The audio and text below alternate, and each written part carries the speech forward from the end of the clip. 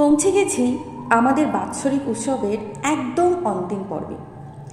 আমরা হয়তো সমস্ত রকম ব্যবস্থা করেছিলাম, কিন্তু যে সমস্ত মানুষগুলোর অক্লান্ত পরিশ্রমে আমরা ওই ১,৫০০ মানুষের মুখে প্রসাদ তুলে দিতে পেরেছিলাম, তাদেরকে তো না দেখালেই নয়, তাই না? এই এত মানুষ উপস্থিত হয়েছিলেন ঠাকুরের প্রসাদ গ্রহণ করার জন্য, এবং সকলে খুব তৃপ্তি করে প্রসাদ গ্রহণও করেছিলেন, যেটা আমাদের কাছে অনেক বড় প্রাপ্তি। স্বামীজি বলেছেন, যদি তুমি সঠিক হও তাহলে তোমার রাগ করার কোনো কারণ নেই, আর যদি তুমি ভুল হও তাহলে তোমার রাগ করার কোনো অধিকার নেই। অর্থাৎ মন থেকে রাগকে মুছে ফেলো। এই এত মানুষের প্রসাদ গ্রহণ করা দেখে মনেও পরম শান্তি আসে। প্রসাদ বিতরণের পর শুরু হয় আমাদের আবৃত্তি, নৃত্য এবং সঙ্গীত প্রতিযোগিতা। ছোট ছোট শিশুদের কি অসাধারণ প্রতিভা! চলুন আপনারা শুনতে থাকুন, তাহলেই বুঝতে পারবেন।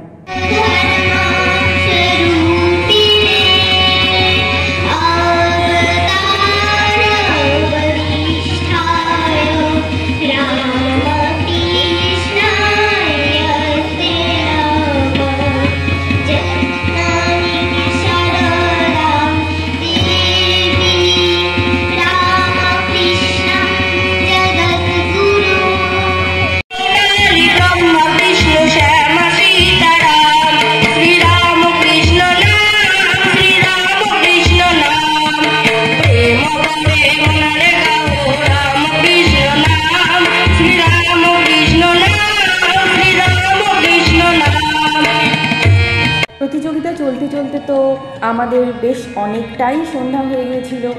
কিছু করার ছিল না, অনেক প্রতিযোগী অংশগ্রহণ করেছিল। এর পরের সঙ্গীতটি আপনারা শুনুন। ঈশ্বরের প্রতি কি অসম্ভব ভক্তি এইটুকু একটা বাচ্চা মেয়ের। রাম কৃষ্ণায় তে নমঃ জননী শরণাম দেবী রাম কৃষ্ণায় জগদ্গুরুম পাদ পদ্মে তዮ শ্রীতুমার প্রণমামি মুহুর্মুহুঃ।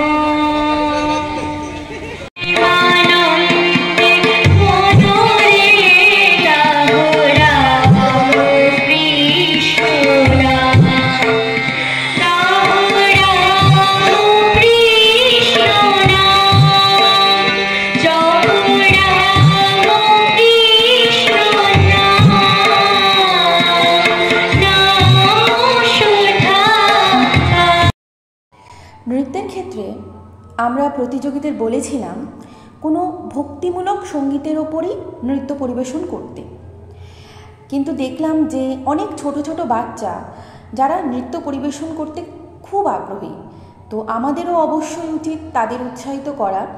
সেই কারণে আমরা রবীন্দ্র নৃত্যকেও অ্যালাউ করেছিলাম। বাচ্চাটি নৃত্য পরিবেশন করছে নীল দিগন্তে ওই ফুলের আগুন লাগলো এই সঙ্গীতটির ওপর। এরপর আবার সঙ্গীত পরিবেশন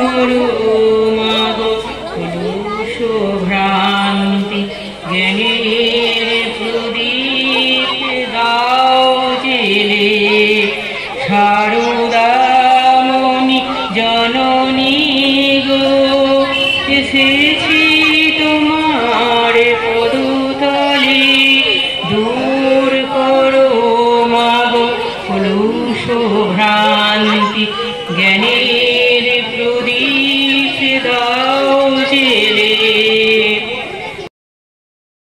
সঙ্গীতটি পরিবেশন করলেন আমার মা। বছর বছর হবে আমাদের এই বাৎসরিক উৎসব। এবছরের মতো আমি এখানেই সমাপ্তি ঘোষণা করছি। ধন্যবাদ।